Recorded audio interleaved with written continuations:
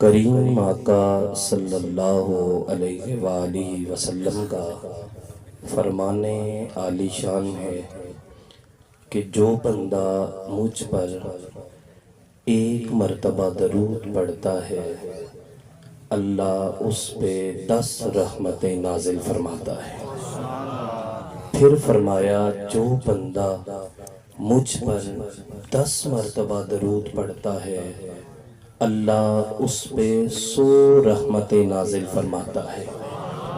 اگلی بات بڑی قابل توجہ اور قابل عمل ہے۔ کریم لجپال آقا نے ارشاد فرمایا جو بندہ مجھ محمد صلی اللہ علیہ وآلہ وسلم پر 100 مرتبہ درود پڑھتا ہے اس نیک عمل کی بدولت اس کے ماتھے پہ اس کی پیشانی پہ دونوں آنکھوں کے درمیان یہ بات لکھ دی جاتی ہے یہ بندہ منافقت کی بیماری سے بھی پاک ہے اور اسے جہنم کی آگ سے بھی آزاد کر دیا گیا۔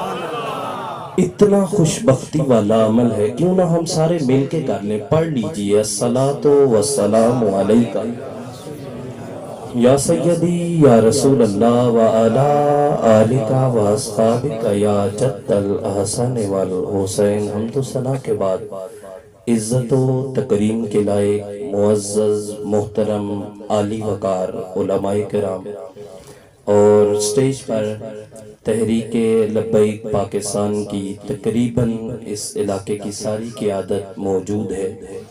آپ آنے والے عشاقان مصطفیٰ، میں اپنی جانب سے محترم وقاص بھائی کی جانب سے ان کی پوری ٹیم کی جانب سے آپ احباب کو خوش آمدید بھی کہتا ہوں، آپ کا شکریہ بھی ادا کرتا ہوں۔ آپ نے وقت نکالا یہاں تشریف لائے، اللہ آپ کو قدم قدم پہ برکتیں نصیب فرمائے۔ گرامی قدر سامعین، قبلہ حضرت صاحب وقت سے پہلے وہاں سے نکل آئے، لیکن کیونکہ ہمارا یہ روڈ آپ سارے احباب نے دیکھا ہوا ہے کہ اس وقت نئے سرے سے بن رہا ہے اور اسے اکھیڑا گیا ہے، اس کی وجہ سے کافی زیادہ ٹریفک ڈسٹرب تھی اور اب وہ بالکل قریب پہنچ چکے ہیں۔ سفر ہے، سڑک ہے، روڈ ہے، اس میں دیر سویر ممکنہ طور پہ ہو سکتی ہے، تو ان کی طرف سے تو یہ پیغام تھا کہ نماز عصر ادا کر لیں اور اس کے بعد آگے تقریب جاری رکھیں گے، لیکن ہم نے گزارش کی ہے کہ قریب میں انتظام نہیں ہے تو ہم تھوڑا تاخیر کے ساتھ ادا کر لیں گے۔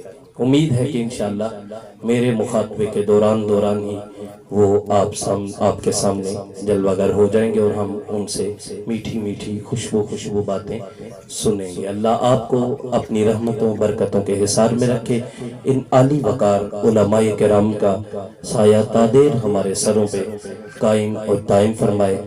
آج کی یہ خوبصورت کانفرنس تاجدار ختم نبوت کانفرنس کے نام سے انعقاد پذیر ہے، اور یہ وہ عقیدہ ہے کہ جس کے لیے ہماری جان، مال، عزت، آبرو سب کچھ جب بھی ضرورت پڑے اس نعرے کے لیے، اس کاز کے لیے، اس مشن کے لیے لمحہ بلمحہ حاضر ہے۔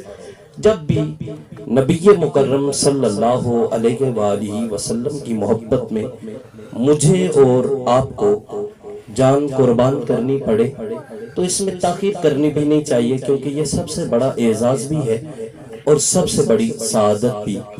حضور نبی اکرم صلی اللہ علیہ وآلہ وسلم کی محبت یہ وہ خوبصورت محبت ہے، وہ خوبصورت عقیدت کا رشتہ ہے کہ جس کے بدلے میں انسان کی دنیا بھی سنور جاتی ہے اور آخرت میں بھی اللہ کامیابیوں سے ہم کنار فرماتا ہے۔ حضرت عبداللہ ذوالبجادین حضور سے بڑی محبت کرنے والے صحابی ہیں۔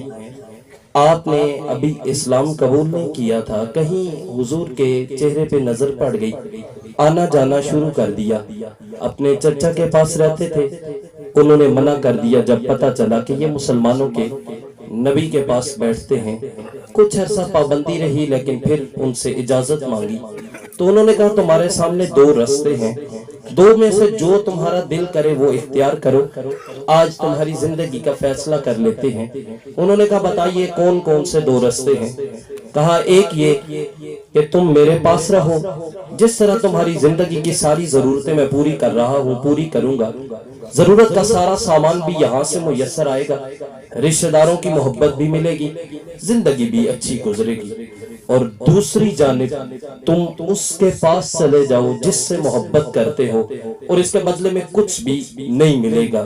اب بظاہر اگر دیکھا جائے تو سامنے صرف حضور کی ذات نظر آ رہی تھی، اس کے علاوہ کوئی سہولت، کوئی آرام، کوئی کسی قسم کی چیز میسر نہیں آ رہی تھی، لیکن حضرت عبداللہ ذوالبجادین نے کہا کہ میں یہ ساری آسائشیں، ساری چیزیں، ساری سہولتیں، ساری رشتہ داریاں، ساری تعلق داریاں پاؤں کی ٹھوکر پہ رکھتا ہوں، میں اس کے پاس جاؤں گا جس سے محبت کرتا ہوں۔ وہاں سے نکل پڑے۔ اب جب گھر سے نکلنے لگے تو چچا نے روک لیا، کیونکہ مشرک لوگ ظالم تھے، اور پھر اوپر سے یہ جابی ان کا مذہب چھوڑ کے کہیں اور تھے، اس وجہ سے اس بات سے انہیں تکلیف بھی تھی اور دشمنی بھی اس وقت مول لے رہے تھے۔ انہوں نے کہا کہ یہاں سے جا رہے ہو ہمارا مذہب چھوڑ کے، ہمارا خاندان چھوڑ کے، تو تن پہ جو لباس پہن رکھا ہے نا یہ میں نے دیا ہے، یہ لباس اتار دو، لباس واپس کر دیا۔ کہا جانے، پھر دوبارہ رخصت ہوئے تو انہوں نے کہا پاؤں میں جو جوتے ہیں یہ بھی میں نے دیے ہوئے ہیں، یہ بھی اتار دو۔ اب برہنہ برہنہ پاؤں جب گھر سے نکلنے لگے، ماں کی نظر پڑی، ماں تو ماں ہوتی ہے نا، روح تڑپ گئی، رکا نہ، کہا اپنی چادر اتاری، بیٹے کو دی، کہا یہ اس سے سطر ڈھانپ لو، آسانی ہوگی۔ وہاں سے نکل پڑے، حضور نبی اکرم صلی اللہ علیہ وآلہ وسلم کی بارگاہ میں پہنچے، اسلام قبول کیا۔ وقت گزرتا رہا، حضرت عبداللہ ذوالبجادین کی آواز تھوڑی بلند تھی، قرآن پڑھتے تھے اونچی آواز۔ اب صحابہ حضور کی بارگاہ میں حاضر ہوئے اور عرض کرتے ہیں کہ حضور عبداللہ اونچی آواز میں قرآن پڑھتے ہیں تو باقی لوگوں کی عبادت میں تھوڑا خلل پڑتا ہے، آپ عبداللہ سے کہیں نا کہ وہ تھوڑا آہستہ آواز میں قرآن پڑھا کرے۔ تو نبی مکرم صلی اللہ علیہ وآلہ وسلم نے فرمایا کسی اور کے لیے کہو۔ یہ نکلنے لگے، حضور سے عرض کرتے ہیں حضور جنگ میں جا رہے ہیں، میرے لیے دعا کریں، اللہ مجھے شہادت کی موت نصیب فرمائے۔ حضور نے دعا فرمائی، جنگ میں شرکت ہوئی، اللہ نے حضرت عبداللہ ذوالبجادین کو شہادت عطا کی۔ اب بعد میں جب شہداء کے کفن دیے جانے لگے تو حضور نبی اکرم صلی اللہ علیہ وآلہ وسلم نے دیکھ لیا، جب حضرت عبداللہ ذوالبجادین کو کفن دینے لگے حضور نے روک دیا۔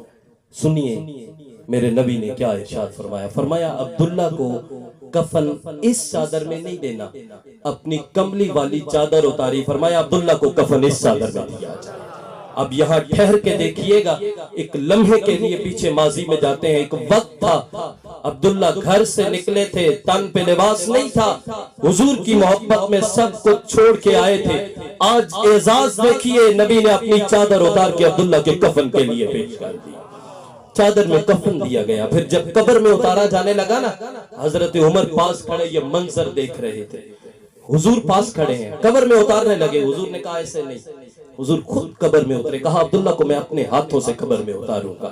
پھر حضرت عمر کے رشک بھرے الفاظ سنیے، اس وقت کہتے کاش آج عبداللہ کی جگہ عمر ہوتے اور حضور اپنے ہاتھوں سے قبر میں اتار رہے ہوتے۔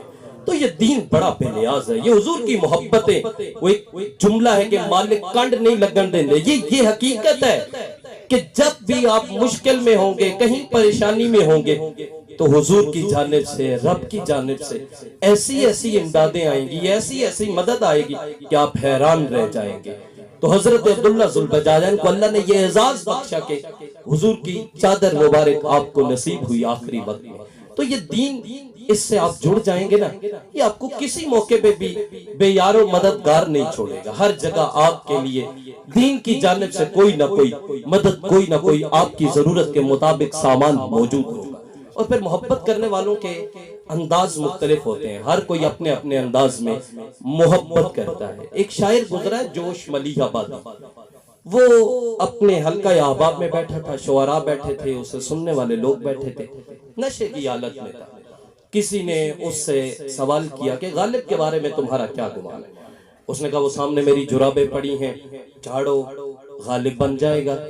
اب جو 5 لوگ بیٹھے تھے انہوں نے مختلف بڑے بڑے لوگوں کے نام پوچھے، اسی طرح نشے میں تھا، شخصیت بھی بڑی تھی، حقارت بھرے جملے بولے کہ یہ ایسے ایسے ایسے۔ ایک اسلام کا دشمن بیٹھا تھا، اس نے سوچا یہ نشے کی حالت میں ہے، کیوں نہ آج اس سے مسلمانوں کے نبی کے بارے میں کوئی بات کروائی جائے۔ تو اس نے نا فوراً سوال کیا، نشے کا فائدہ اٹھانا چاہتا تھا۔ اس نے کہا اچھا بتاؤ مسلمانوں کے نبی محمد کے بارے میں تمہارا کیا خیال ہے؟ جوش ملیح آبادی کے ہاتھ میں شراب کی بوتل، وہی اس کے منہ پہ دے مارے۔ کہا ظالم ایک ہی سہارا ہے، وہ بھی چھیننا چاہتا ہے، میں شرابی ضرور ہوں رسول اللہ کا غدار نہیں۔ تو کسی کی محبت ہر کسی کی اپنے اپنے انداز میں، اپنے اپنے طریقے، اپنے اپنے رویے سے، جس طرح جسے جہاں موقع ملا لوگ اپنی محبتوں کا اظہار کرتے ہیں۔ کچھ دن پہلے میں نے ایک حضرت سے ایک بات سنی، بڑی دل کو لگی، بہت مرتبہ دوستوں میں بیٹھے میں نے وہ سنائی، بات ہی ایسی کمال کی تھی۔ وہ کہتے ہیں ایک ٹی وی شو چل رہا تھا، پروگرام چل رہا تھا، تو اس میں نا سوال کیا گیا کہ بتاؤ حضور تیر سکتے تھے یا نہیں۔